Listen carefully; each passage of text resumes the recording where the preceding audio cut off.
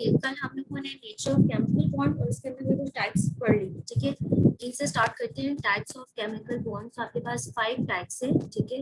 आयनिक यानी कि जिसको आप इलेक्ट्रोवैलेंट बॉन्ड भी कहते हैं, हम इसको पोलर बॉन्ड भी कहते हैं। Second one is covalent bond और इसको भी हम कहते हैं इलेक्ट्रॉन पेयर बॉन्ड, ठीक है। Third one is coordinate covalent bond, fourth one is metallic bond and fifth one is the wonder bond और लॉन्ग रेंज बॉन्ड्स, ठीक है। आपने जो आपके सिलेबस में वो फर्स्ट 3 है, आयनिक है, कोवलेंट और कोऑर्डिनेट कोवलेंट, ठीक है। आयनिक बॉन्ड को कल हमने थोड़ा सा पढ़ लिया था।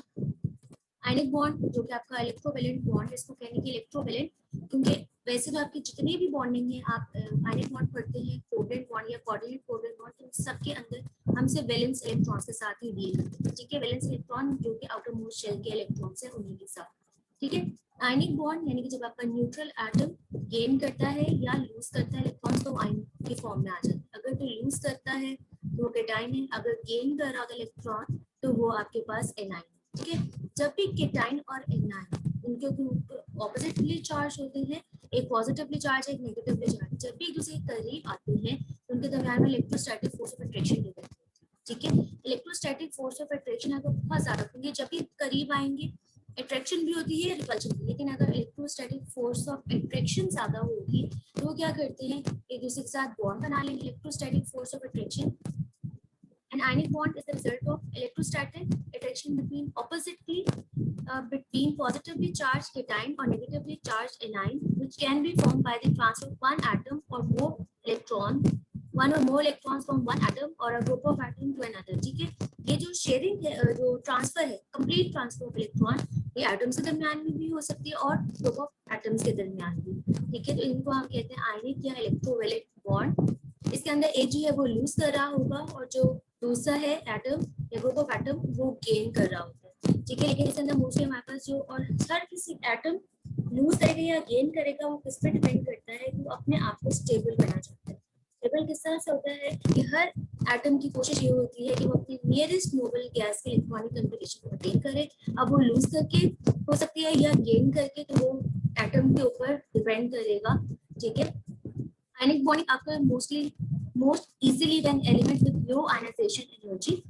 Metals react with elements with high electronegativity with and high electron affinity, यानी नॉन मेटल्स। मोस्टली आपके जो आयनिक बॉन्ड होते हैं वो मेटल्स और नॉन मेटल्स। मेटल्स का क्या रोल होता है कि उनकी लो आयनाइजेशन एनर्जी होती है। लो आयनाइजेशन एनर्जी यानी कि इजीली अपना इलेक्ट्रॉन लूज कर देते हैं, ठीक है। यानी कि आपके पास केटाइन फॉर्म करते हैं।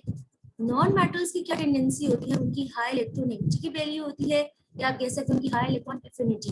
इलेक्ट्रॉन एफिनिटी का क्या मतलब होता है, एक्सेप्ट करने की पावर। तो वो इलेक्ट्रॉन्स को एक्सेप्ट करते हैं, एक्सेप्ट करके वो एनाइंस फॉर्म कर लेते हैं। इसलिए मोस्टली आपके जो आयनिक बॉन्ड है वो फॉर्म होते हैं मेटल्स और नॉन मेटल्स के दरमियान में। मेटल्स इसके अंदर केटाइन के तौर पे यूज हो रही होती हैं और जो नॉन मेटल्स हैं वो एनाइन के तौर पे, ठीक है। These conditions are generally met when elements from group 1A or 2A react with elements from group 5, 6 और 7A। अगर ग्रुप 1A वाले हैं वो मोस्टली रिएक्ट कर रहे होते हैं ग्रुप 7A और 6A के साथ, ठीक है। अब रीजन क्या है कि ग्रुप 1A जो आपका ग्रुप 1A है वो रिएक्ट कर रहा होता है 7A के साथ, और जो 2A वाले हैं वो रिएक्ट कर रहे होते हैं 6A के साथ। रीजन क्या है, ग्रुप 1A में आपकी अल्कली मेटल्स आती हैं और उनकी वैलेंस होता है 1 इलेक्ट्रॉन। ग्रुप 1A वाले हैं अगर वो 1 इलेक्ट्रॉन यूज कर रहे होते हैं और वो इजीली रिएक्ट किसके साथ करते हैं, 7A के साथ। 7A के अंदर आ जाती है आपकी हेलोजेंस, ठीक है। हेलोजेंस जो है वो उनके पास 7 इलेक्ट्रॉन्स उनकी वैलेंस शेल के अंदर है। ऑपरेट कंप्लीट करने के लिए 1 इलेक्ट्रॉन चाहिए, तो ग्रुप 1A वाले क्या करते हैं, अपना 1 इलेक्ट्रॉन यूज कर देंगे और वो 7A वाले जो है वो एक्सेप्ट करते हैं। एग्जांपल आपको देती हूँ, नीचे एग्जांपल्स हैं। यहाँ पर आपके पास एग्जांपल दी है सोडियम क्लोराइड की। तो आप सबको पता है कि आपका जो सोडियम मेटल है वो बिलोंग करता है ग्रुप 1A से, ठीक है। और जो क्लोरीन है वो बिलोंग करता है 7A जो कि नॉन है, ठीक है। अब यहाँ पे इसकी वैलेंस शेल के अंदर, अब यहाँ पे आपको उन्होंने इसकी इलेक्ट्रॉनिक कॉन्फ़िगरेशन दी हुई एटम की, ठीक है। सोडियम एटम की क्या 1s2 है, 2s2, 2p6, 3s1। तो इसकी जो वैलेंस शेल है वो बेसिकली ये 3s1 है। तो 3s के अंदर ये 1 एक इलेक्ट्रॉन है। अब इसकी जो नियरेस्ट नोबल गैस है ये उस तरह की इलेक्ट्रॉनिक कॉन्फ़िगरेशन अटेन करने के लिए क्या करेगा, इसने एक इलेक्ट्रॉन अपना लूज कर दिया है। अब इसकी वैलेंस शेल कौन सी होगी, 2s2, 2p6, तो ये टोटल हो गए 8 इलेक्ट्रॉन्स, ठीक है। और इसके अंदर इसने क्या किया है, यहाँ आपके पास एनर्जी में चेंज आता है, ठीक है। इसको हम कहेंगे फर्स्ट आयनाइजेशन एनर्जी। जब एक इलेक्ट्रॉन लूज करता है तो हम उसको कहते हैं फर्स्ट आयनाइजेशन एनर्जी। जब दो इलेक्ट्रॉन्स सेकेंड टाइम इलेक्ट्रॉन फिर लूज करता है तो उसको कहते हैं सेकेंड आयनाइजेशन एनर्जी, ठीक है। तो ये एनर्जी के अंदर चेंज आया है, एंथैल्पी डेल्टा H से रिप्रेजेंट किया 496 किलो जूल पर मोल, ठीक। इसी तरह आपका जो क्लोरीन है वो भी अपनी नियरेस्ट नोबल गैस के इलेक्ट्रॉनिक कॉन्फ़िगरेशन अटेन करेगा। यहाँ पे उन्होंने आपको बताया है कि जैसे ये सोडियम ने एक इलेक्ट्रॉन लूज करके ये आपके पास मिथाइल फॉर्म हो गया है। अब इसी तरह जो क्लोरीन है वो एक इलेक्ट्रॉन को एक्सेप्ट करेगा। रीजन ये है कि इसकी आउटर मोशन, अभी इसके इलेक्ट्रॉनिक कॉन्फ़िगरेशन मैंने बताई है, और ये 3s2 और 3p5 ये इसकी वैलेंस शेल के इलेक्ट्रॉन है। तो टोटल आपके पास 2 + 5 ये 7 इलेक्ट्रॉन है। तो एक इलेक्ट्रॉन एक्सेप्ट करेगा ताकि अपने नियरेस्ट नोबल जैसे आर्गन इसकी तरह के इलेक्ट्रॉन कॉन्फ़िगरेशन ऑब्टेन कर ले। तो ये सोडियम ने लूज करा है, ठीक है। तो ये क्लोरीन एक्सेप्ट करके क्लोराइड आयन बन जाएगा। तो इन दोनों ने, सोडियम ने नियॉन जैसी और क्लोराइड आयन ने आर्गन जैसे इलेक्ट्रॉन कॉन्फ़िगरेशन ऑब्टेन कर ले। दोनों स्टेबल हो गए हैं और इनके ऑपोजिटली चार्ज नहीं है, एक पॉजिटिव एक नेगेटिव, इनके दरमियान में फोर्स ऑफ अट्रैक्शन डेवलप होगी।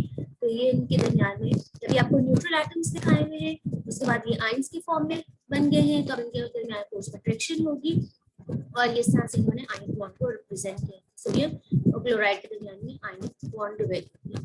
एक चीज आपको यहाँ बताती हूँ कि ये जो आपको डॉट्स नजर आ रही हैं तो बेसिकली ये लेवल स्ट्रक्चर है। किसी भी एलिमेंट को रिप्रेजेंट करने के लिए उसकी वैलेंस शेल के अंदर कितने इलेक्ट्रॉन्स हैं उसके लिए हम लेवल स्ट्रक्चर यूज करते हैं। तो लेवल्स में क्या था, वैलेंस इलेक्ट्रॉन्स को रिप्रेजेंट करने के लिए डॉट्स यूज किए, ठीक है। तो आपको ये क्लोराइड आयन के साथ जो ये डॉट्स नजर आ रही हैं ये बेसिकली क्या है, ये इसके वैलेंस इलेक्ट्रॉन्स है। यहाँ पे देखिए ये क्लोरीन एटम है तो ये 7 डॉट्स लगे हैं, 2 3 4 5 6 और ये 7 डॉट्स है, ये आपका क्लोरीन एटम है। अब इसमें सोडियम ने अपना एक दे दिया तो ये आपके पास अब 8 आपको डॉट्स नजर आ रहे हैं, तो ये क्लोराइड है। तो ये लेवल स्ट्रक्चर है, इस तरह से एलिमेंट्स को रिप्रेजेंट किया जाता है, एलिमेंट्स के वैलेंस इलेक्ट्रॉन्स को, ठीक है, डॉट से। उसके बाद और कुछ एग्जांपल्स हैं, फॉर्मेशन ऑफ मैग्नीशियम क्लोराइड, ठीक है। मैग्नीशियम जो है ये आपका जो ग्रुप 2A से बिलोंग करता है, ठीक है। तो मैग्नीशियम क्लोराइड किस तरह से है कि इसकी वैलेंस शेल के अंदर जो है 3s2 यानी कि 2 इलेक्ट्रॉन्स थे, तो 2 इलेक्ट्रॉन्स को लूज करेगा ताकि इसकी नियरेस्ट नोबल गैस जो कि अगेन नियॉन है उससे हम की इलेक्ट्रॉनिक कॉन्फ़िगरेशन अटेन कर ली। जितने इलेक्ट्रॉन लूज करते हैं उतना उसके ऊपर चार्ज आता है। सोडियम ने 1 लूज किया था तो वो +1 था, मैग्नीशियम 2 लूज करा है तो ये +2 है, ठीक है। क्लोरीन का सेम वही है, क्लोरीन। अच्छा, अब यहाँ पे इस क्लोरीन ने अब 2 इलेक्ट्रॉन्स के साथ एक्सेप्ट कर रहा है, जबकि क्लोरीन को सिर्फ एक की जरूरत होगी। तो आप ये चेक करोगे यहाँ पे 2 लिखा, एक क्लोरीन एक एटम, एक क्लोरीन एक इलेक्ट्रॉन यूज करेगा, लेकिन यहाँ पे 2 है तो इसका मतलब है 2 क्लोरीन एटम्स हैं तो वो ये 2 इलेक्ट्रॉन्स एक्सेप्ट करेंगे, ठीक है। वरना एक क्लोरीन एटम सिर्फ एक ही इलेक्ट्रॉन को एक्सेप्ट करता है। यहाँ पे 2 एटम्स है क्लोरीन के, इस वजह से 2 को एक्सेप्ट कर रहा है और क्लोराइड आयन में आर्गन के इलेक्ट्रॉनिक कॉन्फ़िगरेशन से अटेन कर ली है। तो यहाँ पे उन्होंने आपको अब अगेन ये शो करवाया ये मैग्नीशियम और इसकी जो वैलेंस शेल के अंदर ये 2 इलेक्ट्रॉन्स हैं ये वो रिप्रेजेंट किए हुए हैं।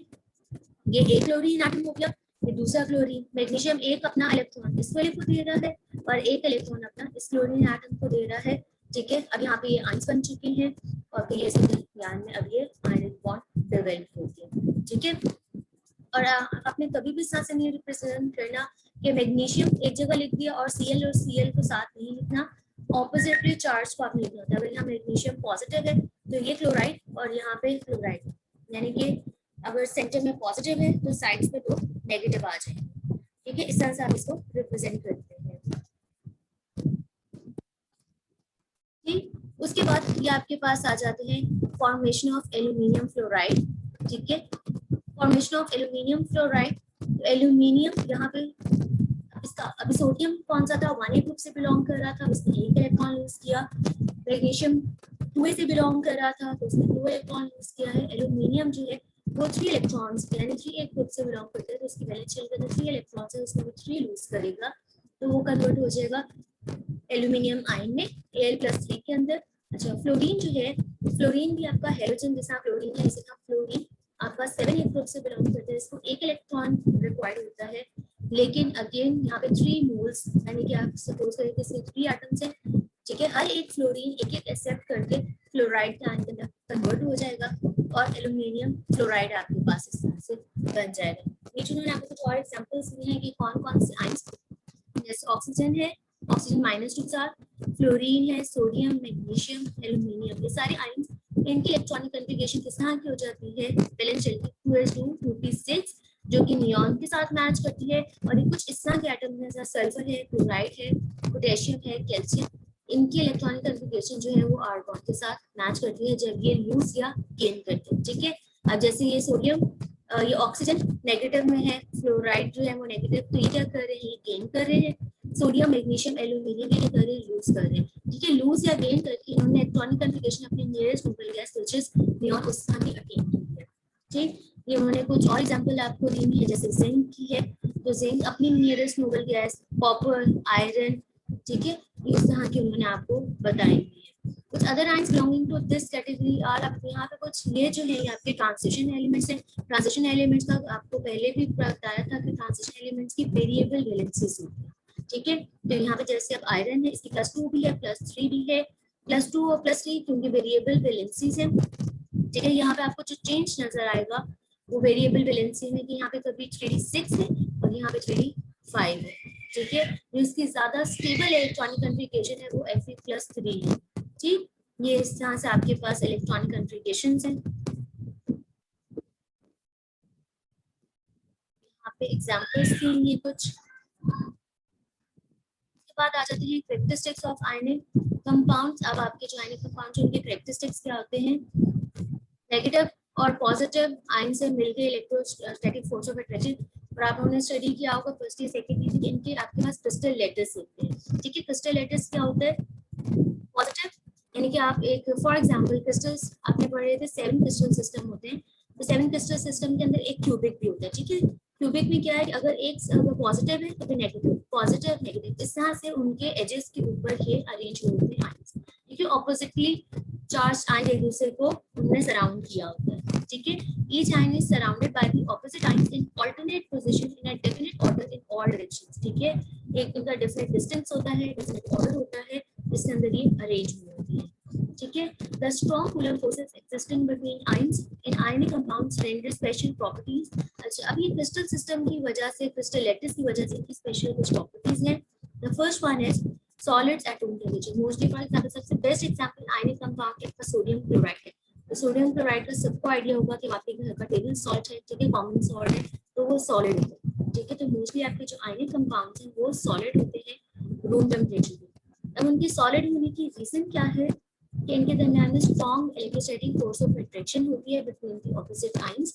ये आयंस एक दूसरे को लॉक कर लेते हैं, उनकी पोजीशंस लॉक होती हैं, इस वजह से क्या है, ये आपके पास इनकी फ्री मूवमेंट नहीं है, इस वजह से ये सॉलिड होते हैं। सबको आइडिया हुआ solid liquid gas room temperature में होने का डिफरेंस का आपका फोर्स ऑफ अट्रैक्शन, जिसके अंदर सबसे ज्यादा फोर्स ऑफ अट्रैक्शन होते हैं वो आपके पास सॉलिड होते हैं, जिनके दरमियान में पास लिक्विड होते हैं उनके दरमियान फोर्स ऑफ अट्रैक्शन कम होती है, जो गैसेस हैं उनके दरमियान में नेग्लिजिबल होती है। तो आयनिक कंपाउंड्स के दरमियान फोर्स ऑफ अट्रैक्शन स्ट्रांग होने की वजह से ये आपके आयनिक कंपाउंड जो होते हैं वो सॉलिड होते हैं रूम टेम्परेचर के ऊपर। उसके बाद है high melting and boiling point. आपके जो आयनिक कंपाउंड्स हैं अगेन वही सेम रीजन है कि स्ट्रॉन्ग एट्रैक्टिव फोर्सेस की वजह से इनको ब्रेक करने के लिए, क्योंकि मेल्टिंग और बॉइलिंग दोनों के अंदर क्या होता है, बेसिकली हमें आयंस को सेपरेट करना है, ठीक है। तो आपके पास यहाँ पे मेंशन है slide tightly held in the lattice by strong attractive forces and high thermal energy, यानी कि आपको ज्यादा टेम्परेचर देना पड़ेगा, is needed to separate them from one another। एक दूसरे से सेपरेट करने के लिए आपको ज्यादा करना पड़ेगा, ठीक है, टेम्परेचर देना पड़ता है, इस वजह से हाई मेल्टिंग और बॉइलिंग पॉइंट है। The third property is hard and brittle. अच्छा, हार्ड और ब्रिटल या तो है, लेकिन ब्रिटल होने का क्या मतलब ये होता है कि जब आप इसके ऊपर प्रेशर कोई फोर्स अप्लाई करते हैं, जब आप इसके ऊपर फोर्स अप्लाई करते हैं तो फोर्स अप्लाई करने से क्या होता है, यहाँ पर उन्होंने आपको डायग्राम्स भी बताया हुआ है, जब आप फोर्स अप्लाई कर रहे हैं तो ये क्या हो रहा है, एक दूसरे के ऊपर स्लाइड कर रहे हैं। अभी आपको मैंने बताया कि ये एक दूसरे के ऊपर किस तरह से अरेंज हुए होते हैं ऑपोजिटली, ठीक है। ये पॉजिटिव, अच्छा ये पॉजिटिव हो गया आपका, यानी केटाइन है, ये एनाइन है, केटाइन एनाइन, ये ऑपोजिटली चार्ज जो है एक दूसरे के साथ इस तरह से अरेंज हुए। जब आप फोर्स अप्लाई करते हैं तो फोर्स अप्लाई करने से क्या हो रहा है, एक दूसरे के ऊपर स्लिप कर रहे हैं, ठीक है। ये वाली लेयर जो है वो स्लिप कर गई है, जैसे आपको इस डायग्राम में नजर आ रही है, ये स्लिप कर रही है। स्लिप होने से क्या हुआ है, अगर इसका एनाइन के ऊपर आ जाए ठीक है, केटाइन केटाइन के ऊपर आ जाएगा इस तरह से, जैसे हो गया है, तो इससे क्या होगा, इनके दरमियान में रिपल्शन, इनकी लेयर्स के दरमियान में रिपल्शन क्रिएट हो जाती है। रिपल्शन से क्या होगा कि इजीली ब्रेक हो जाएगा। ठीक है, तो ब्रिटल होने का मतलब क्या है कि जब आप इसको फोर्स अप्लाई करते हैं, फोर्स अप्लाई करने से क्या होता है कि ऑल्टरनेट पोजीशन, इनके जो पैरल लेयर्स है उनके दरमियान में अगर फोर्स ऑफ रिपल्शन आ जाए तो इजीली ब्रेक हो जाता है। ठीक है, तो ये इस वजह से आपके जो आयनिक कंपाउंड्स हैं उनके दरमियान में और तो बहुत strong electrostatic force of attraction होती है, लेकिन जब फोर्स अप्लाई करते हैं तो इनकी लेयर्स स्लिप कर जाती हैं। लेयर्स अगर इस तरह से शिफ्ट हो जाए कि 9 पे 9 केटाइन पे केटाइन आ जाए, तो ये इनके दरमियान फोर्स ऑफ रिपल्शन की वजह से इजीली जो है ये ब्रेक हो जाती हैं। द क्रिस्टल क्लीव्स, यहाँ से ये ब्रेक हो जाता है, ये ब्रिटल है। बात आ जाती है इलेक्ट्रिकल कंडक्टिविटी। इलेक्ट्रिकल कंडक्टिविटी का सबको पता होगा कि आपके पास कंडक्टिविटी एडिटर इसमें करंट पास होता है या नहीं। तो ionic crystals are poor conductors of electricity. The reason is the ions are not free to move. ठीक है, क्योंकि ये तो सॉलिड होते हैं रूम टेम्परेचर के ऊपर, यानी कि टाइटली पैक है, तो ये सॉलिड स्टेट के अंदर से करंट पास नहीं करते, ये पूरा बनता है। लेकिन how in the molten state, अगर ये मोल्टन स्टेट में यानी कि मेल्ट हो गए हैं, लिक्विड स्टेट में है या डिसॉल्व हुए किसी पोलर सॉल्वेंट के अंदर, तो उस टाइम पे क्या होता है, the ions become quite free to migrate electric field and conduct electricity. अगर ये सॉलिड स्टेट में है तो टाइटली पैक होंगे, तो ये करंट पास नहीं होने देते। लेकिन अगर ये आपके पास मोल्टन या किसी सॉल्यूशन की फॉर्म में है, ठीक है, सॉल्यूशन कौन सा, पोलर सॉल्वेंट्स का, क्योंकि आपके बेसिकली आयनिक कंपाउंड्स को हम कहते हैं कि आपके पोलर कंपाउंड्स को। ठीक है, तो लाइक डिसॉल्व लाइक, तो अगर किसी पोलर सॉल्वेंट में होंगे तब इनके पास फ्री आयंस होते हैं, तो वो कंडक्ट करेंगे इलेक्ट्रिसिटी, लेकिन सॉलिड स्टेट में ये कंडक्ट नहीं करते। उसके बाद फिफ्थ इनकी कैरेक्टरिस्टिक है सॉलिबिलिटी। सॉलिबिलिटी यानी ये डिसॉल्व होंगे या नहीं, और किस में डिसॉल्व होती है, ये बेसिकली डिसॉल्व होती है पोलर सॉल्वेंट्स में। अभी मैंने आपको बताया कि सॉलिबिलिटी का प्रिंसिपल होता है लाइट डिसॉल्व लाइट। ठीक है, तो आपके जो आयनिक कंपाउंड्स हैं वो पोलर नेचर के हैं। पोलर मतलब इसमें पोल्स हैं, पॉजिटिव और नेगेटिव पोल्स। ठीक है, तो आपका अगर सॉल्वेंट भी पोलर होगा तो उससे ये डिसॉल्व हो जाते हैं। ठीक है, लेकिन अगर आपका जो सॉल्वेंट है वो नॉन पोलर होगा, तो non polar solvent will not affect the ionic crystal lattice and will not be able to dissolve the ionic compound. तो नॉन पोलर के अंदर आपका ये डिसॉल्व नहीं होता। अब पोलर सॉल्वेंट के अंदर ये डिसॉल्व किस तरह से हो जाता है, तो उन्होंने आपको डायग्राम से बताया है कि सोडियम क्लोराइड का यहाँ उन्होंने आपको क्रिस्टल दे दिया। ठीक है, अब सोडियम क्लोराइड के अंदर ये पोलर है, पॉजिटिव नेगेटिव दोनों ही इसके अंदर चार्जेस हैं।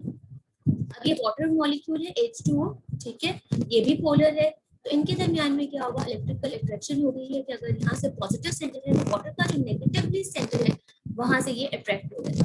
ठीक है, इस तरह से ये सोडियम को अपनी तरफ अट्रैक्ट कर लेगा, और ये सोडियम और उसको सराउंड कर लिया है। वाटर के जो नेगेटिवली चार्ज्ड पार्ट था जो कि ऑक्सीजन है, उसने इसको सराउंड कर लिया। अब इसी तरह जो क्लोराइड है, क्लोराइड के ऊपर नेगेटिव चार्ज है, तो वाटर का जो पॉजिटिव पार्ट है जो कि हाइड्रोजन होता है, वहां से ये सराउंड हो जाएगा, इस तरह से ये डिसॉल्व। ठीक है, तो आयनिक कंपाउंड्स आपके पोलर सॉल्वेंट्स के अंदर डिसॉल्व होते हैं, नॉन पोलर के अंदर डिसॉल्व नहीं होते। और बेस्ट जो पोलर सॉल्वेंट है वो आपका जो है वाटर। ठीक, उसके बाद आ जाते हैं crystalline state. Ionic compounds are composed of clusters of ions. ठीक है, जैसे ये ऊपर डायग्राम में भी क्लस्टर्स ऑफ आयंस, कि अगर ये सोडियम है तो इसको यहाँ से भी क्लोराइड ने सराउंड किया हुआ है, यहाँ से भी, हर जगह से इसको सराउंड किया हुआ है, तो ये क्लस्टर्स ऑफ आयंस की फॉर्म में होते हैं। In the crystal lattice and form definite crystal structure, तो 7 क्रिस्टल में से कोई सा भी एक हो सकता है। ठीक, उसके बाद है isomorphism. Iso mean same, morphism मतलब शेप। ठीक है, तो ionic compounds with similar constitution give similar crystal structure. तो आपको मैंने बताया था टोटल आपके 7 क्रिस्टल स्ट्रक्चर्स कितने हैं, 7, और आयनिक कंपाउंड कितने हैं, अनलिमिटेड। तो वो अनलिमिटेड जो है 7 कंपाउंड, आपके अनलिमिटेड जो आयनिक कंपाउंड्स हैं वो सब के सब 7 क्रिस्टल सिस्टम के अंदर आ जाते हैं, अगर उनकी आयनिक कंपाउंड्स में जो आयंस की अरेंजमेंट है वो आइडेंटिकल होगी। ठीक है, identical electronic configuration of ions होगी, तो वो उनका क्रिस्टल स्ट्रक्चर सेम हो जाता है। इस वजह से इसको कहते हैं isomorphism. Iso means same and morphism means shape, structure. Ionic compounds with similar constitution give similar crystal structure, which have identical electronic configuration of ions, and hence they are isomorphism. For example, sodium fluoride is isomorph with magnesium oxide. ठीक है, अब यहाँ पे इनकी electronic configuration आप देखिए same है, sodium और मैग्नीशियम, सोडियम प्लस आयन और मैग्नीशियम +2, इनकी इलेक्ट्रॉनिक कन्फिगरेशन सेम है, फ्लोराइड और ऑक्सीजन इनकी आयंस की फॉर्म के अंदर इलेक्ट्रॉनिक कॉन्फ़िगरेशन सेम है तो इनके जो स्ट्रक्चर है वो भी आपके पास सेम ही होगा, तो ये किसे है आइसो बॉन्ड। ठीक है, उसके बाद है non directional bond. Non directional bond क्या है? Ionic bonds are held together by electrostatic force of attraction between oppositely charged ions. ठीक है, ये हमें बार-बार पता है, ionic compound oppositely charged ion से electrostatic force, these forces are non directional, ये नॉन डायरेक्शनल है। ठीक है, therefore नॉन डायरेक्शनल यानी कि कोई डायरेक्शन नहीं, अगर सोडियम जैसे कि आप इसकी डायरेक्शन नहीं बता सकते, ये नॉन डायरेक्शनल है। जैसे कि इस जगह पे आपको दिखाऊं तो ये अब इसकी डायरेक्शन कोई नहीं, सोडियम यहाँ से भी इसके साथ अट्रैक्ट हो रहा है, ये सोडियम इस तरफ भी आप एलोट कर सकते हैं, इस तरफ भी, तो ये हर तरफ से सराउंड हुए होते हैं, तो ये नॉन डायरेक्शनल है, आप इनकी कोई डायरेक्शन नहीं बता सकते। ठीक है, therefore ionic bond is non directional। उसके बाद है ionic reactions are fast. Ionic reaction यानी जो आयनिक कंपाउंड्स के रिएक्शंस होते हैं वो फास्ट होते हैं, कम टाइम के अंदर ये रिएक्शंस हो जाते हैं। रीजन ये है कि इसके अंदर जस्ट आपकी बॉन्ड फॉर्मेशन होनी होती है, बॉन्ड ब्रेकेज नहीं होता। ये most of the reactions of ionic compound in solution are almost instantaneous, फौरन हो जाते हैं, जल्दी हो जाते हैं। सिर्फ इन सॉल्यूशन, क्योंकि सॉल्यूशन के अंदर जो आयनिक कंपाउंड है वो फॉर्म एग्जिस्ट करता है आइंस के फॉर्म, पहले ही वो इंडिविजुअल यूनिट्स की फॉर्म में होता है। ठीक है, जब रिएक्शन होता है तो जस्ट अब जैसा ये है आपके पास सिल्वर और ये क्लोराइड। ठीक है, अब आपका रिएक्शन जो था वो फॉर एग्जांपल सोडियम क्लोराइड। ठीक है, अब जस्ट उन्होंने आयंस ने सिर्फ फॉर्मेशन होनी है, न्यू बॉन्ड बनना है, कोई ब्रेकेज नहीं है क्योंकि आयंस पहले से है। जबकि जो कोवलेंट बॉन्ड होते हैं, कोवलेंट कंपाउंड, उनके यहाँ जो रिएक्शंस होते हैं वो लेट होते हैं, स्लो होते हैं। रीजन ये होता है कि इसमें पहले बॉन्ड ने ब्रेक होना होता है, फिर बॉन्ड ने फॉर्म होना है। यहाँ पे बॉन्ड ब्रेकेज नहीं हो रही क्योंकि पहले ही ये आपके आयनिक कंपाउंड्स आयन की फॉर्म में एग्जिस्ट कर रहे होते हैं। ठीक है, यहाँ पे इनकी जो है कैरेक्टरिस्टिक्स एंड हुई है, 9 कैरेक्टरिस्टिक्स है कोवलेंट आयनिक बॉन्ड के। The next one is the covalent bond. ठीक है, covalent bond आपके पास क्या है? The chemical bond formed by the mutual chain of electrons between two atoms is called a covalent bond. इसका अंदर क्या है? म्यूचुअल चेनिंग होती है। आयनिक बॉन्ड में क्या था? कंप्लीट ट्रांसफर था। कोवलेंट बॉन्ड के साथ क्या होता है? Mutual चेनिंग of electrons. आपको लास्ट लेक्चर में बताया था कि ये एलिमेंट्स के ऊपर डिपेंड करता है, उनके इलेक्ट्रॉनिक कॉन्फ़िगरेशन के ऊपर, कि उन्होंने गेन करने हैं, लूज करने हैं या शेयर करने। मोस्टली आपके पास जिन एलिमेंट्स के पास वैलेंस शेल के अंदर 4 इलेक्ट्रॉन्स होते हैं तो वो प्रेफर करते हैं ना लूज करे ना गेन करे, तो वो म्यूचुअल शेयरिंग करते हैं। ठीक है, मोस्टली। लेकिन कुछ और भी एलिमेंट्स हैं, ठीक है, जो कि कोवलेंट बॉन्ड करते हैं। हमेशा लाजमी नहीं कि जिनके सिर्फ 4 होंगे ही कोवलेंट बॉन्ड बनाएंगे, और भी बहुत से एलिमेंट्स हैं जो कि कोवलेंट बॉन्ड फॉर्म करते हैं। ठीक है, तो केमिकल बॉन्ड, इसलिए आपका कोई भी जो कंपाउंड होता है वो 100% आयनिक नहीं हो सकता, 100% कोवलेंट नहीं हो सकता। ठीक है, इस आयनिक बॉन्ड जो कंपाउंड है उसके अंदर भी कुछ ना कुछ कोवलेंट कैरेक्टर होता है। जो कोवलेंट बॉन्ड वाले कंपाउंड होते हैं कुछ ना कुछ आयनिक कैरेक्टर जरूर होता है। कोई भी बॉन्ड 100% कोवलेंट या आयनिक नहीं होता। अच्छा, कोवलेंट बॉन्ड, अच्छा, each atom contributes 1 electron of its valence shell to the shared electron pair. अच्छा जी, शेयर्ड इलेक्ट्रॉन पेयर शेयर करना है तो शेयरिंग का, म्यूचुअल शेयरिंग का मतलब ये इक्वल शेयरिंग होगी। अगर एक अपना एक इलेक्ट्रॉन दे रहा है तो दूसरा एटम भी अपना एक ही इलेक्ट्रॉन देगा। म्यूचुअल शेयरिंग का मतलब है इक्वल शेयरिंग। ऐसा नहीं होगा एक अपने 7 इलेक्ट्रॉन्स दे रहा और एक अपना 1 इलेक्ट्रॉन, इस तरह से कोवलेंट बॉन्ड फॉर्म नहीं होगा। ठीक है, म्यूचुअल शेयरिंग का मतलब है इक्वल शेयरिंग, इक्वल कंट्रीब्यूशन होनी चाहिए। This pairing of electrons according to Lewis should lead to the noble gas configuration। अच्छा जी, दोनों तरफ से जो शेयर कर रहे होते हैं एटम्स, ठीक है, तो उनकी कोशिश क्या होती है कि वो अपनी नोबल गैस की इलेक्ट्रॉनिक कॉन्फ़िगरेशन को अटेन करें। The mutually shared pair of electron is considered to be possessed by both the atoms in common। अच्छा, जब वो इलेक्ट्रॉन्स को शेयर करते हैं तो वो दोनों की प्रॉपर्टी में आ जाता है। ठीक है, फिर आप ये नहीं कहते ये इस एटम का है या इस एटम का नहीं है। जब दोनों एटम्स आपस में इलेक्ट्रॉन शेयर करते हैं तो वो जो शेयर्ड पेयर होता है वो दोनों की प्रॉपर्टी होता है, which would contribute to the electronic configuration of each atom in a molecule। The sharing of electron by 2 atoms in a covalent bond is energetically favorable। Energy is liberated, यानी जब भी एनर्जी जो है वो produce होती है when 2 isolated atoms form covalent bond। जब भी कोवलेंट बॉन्ड बनता है तो एनर्जी जो है वो रिलीज होती है। ठीक है, अब यहाँ पे मैं आपको दिखाती हूँ कि किस तरह से कोवलेंट बॉन्ड फॉर्म होता है। यहाँ पे ये वाली एग्जांपल जो उन्होंने कहा था कि इलेक्ट्रॉन, अब हाइड्रोजन के पास भी वैलेंस शेल के अंदर 1 इलेक्ट्रॉन है, ये एक हाइड्रोजन, इसके पास भी वैलेंस शेल में 1 इलेक्ट्रॉन। हाइड्रोजन और हीलियम की केस में आता है डुप्लेट, बाकी सब एटम्स की केस में आता है ऑक्टेट। ठीक है, तो यहाँ पे डुप्लेट वाला केस है कि इसमें अपना एक इलेक्ट्रॉन है तो इसको 2 चाहिए, इसके पास भी एक इलेक्ट्रॉन, इसको 2 चाहिए अपना डुप्लेट कंप्लीट करके। तो ये अपना एक इलेक्ट्रॉन ही दोनों ने शेयर कर लिया है। अब ये जो शेयर्ड पेयर इलेक्ट्रॉन है, इसकी प्रॉपर्टी भी है और इसकी प्रॉपर्टी, अगर आपने इसके इलेक्ट्रॉन काउंट करने हैं तो आप ये दोनों को काउंट करेंगे, जब आप इसके हाइड्रोजन के इलेक्ट्रॉन काउंट करने हैं तो ये दोनों के ही कंसिडर। ठीक है, इस तरह से। और इनके दरमियान में जो आपका बॉन्ड को रिप्रेजेंट करता है उसके लिए हम लाइन यूज करते हैं। ठीक है, तो इसको हम ये शेयर्ड पेयर इलेक्ट्रॉन को इस तरह से रिप्रेजेंट करते हैं, ये कोवेलेंट बॉन्ड को हम रिप्रेजेंट करते हैं इस लाइन के साथ। ठीक है, although Lewis use only dots, Lewis ने जो था उसका क्या कंसेप्ट है कि वो सिर्फ डॉट्स यूज करता था, ठीक है, इलेक्ट्रॉन्स को यूज बताने के लिए, लेकिन हम अब मॉडर्न स्ट्रक्चर्स में क्या यूज करते हैं, लाइंस यूज करते हैं शेयर्ड इलेक्ट्रॉन पेयर्स को रिप्रेजेंट करने। ठीक है, अच्छा जी, atoms of the same electronegativity और low electronegativity difference usually form covalent bond. अच्छा जी, इनकी सेम इलेक्ट्रोनेगेटिविटी की वैल्यू आपने फर्स्ट चैप्टर के अंदर पढ़ी होगी, इलेक्ट्रोनेगेटिविटी की वैल्यू। ठीक है, कुछ की बहुत ज्यादा होती है, मैक्सिमम जो है आपके पास क्लोरीन की है 4, ठीक है, और बाकी की इससे कम होती है। अगर तो आपके जो दो एटम है जैसे हाइड्रोजन और हीलियम सेम एटम्स हैं तो ऑब्वियसली सेम इलेक्ट्रोनेगेटिविटी वैल्यू होगी, तो इनके दरमियान कोवेलेंट बॉन्ड फॉर्म हो सकता है, या जिनकी इलेक्ट्रोनेगेटिविटी वैल्यू का डिफरेंस होगा 1.7 से कम। ठीक है, अगर दो एटम्स उनका इलेक्ट्रोनेगेटिविटी का डिफरेंस जो है वो 1.7 से कम होता है तो वो कोवेलेंट बॉन्ड फॉर्म करते हैं, अगर उससे ज्यादा होता है डिफरेंस तो वो आयन बॉन्ड फॉर्म करते हैं। ठीक है, फिलहाल यहाँ पे उन्होंने बताया था कि कोवेलेंट बॉन्ड बनाते हुए एनर्जी रिलीज होती है, तो यहाँ पे डेल्टा H की वैल्यू मैंने माइनस से रिप्रेजेंट करनी है, इसका मतलब ये है कि आपका एक्सोथर्मिक रिएक्शन। ठीक, उसके बाद यहाँ पे उन्होंने आपको क्लोराइड Cl2 मॉलिक्यूल की एग्जांपल दी थी कि एक क्लोरीन मॉलिक्यूल्स की इलेक्ट्रॉन कॉन्फ़िगरेशन क्या थी 2, 8 और 7, यानी ये फर्स्ट शेल, सेकंड शेल और इसकी वैलेंस शेल।